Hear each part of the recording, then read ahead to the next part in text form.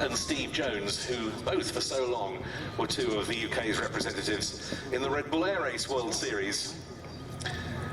Now we move through the eras to the only jet aircraft in our weekend's flying programme, but again a very appropriate one.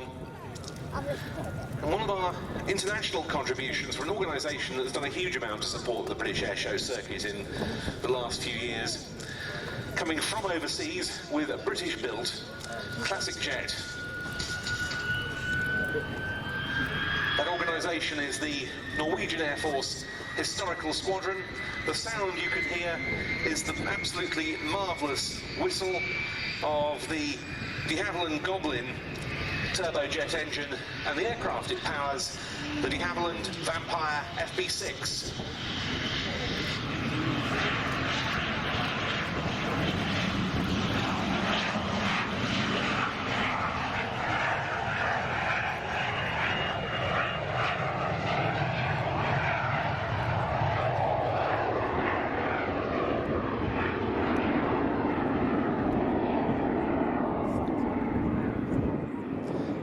I say this is an appropriate aircraft to have in our show this weekend is because it's really our sole specific representative of the Royal Air Force at the time of this single-seat Vampire, a black wing band in salute.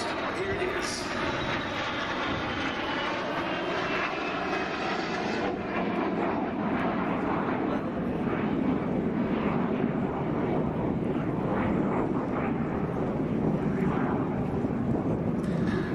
Was originally known as the Spider Crab for obvious reasons before the name was changed to the perhaps more flattering Vampire.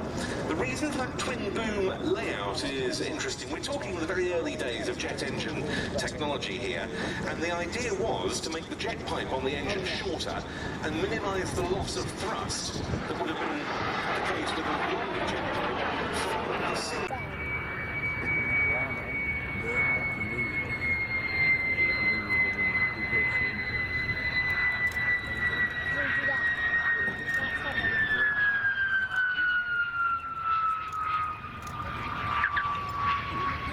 And they're landing on with the Vampire, a man whose jet experience spans the generations, from early generation Vampire and Lockheed T-33 through to much more recent F-16 Fighting Falcon and even more recent Lockheed Martin F-35. Martin Testley, the commanding officer of 132 Air Wing in the modern day Royal Norwegian Air Force.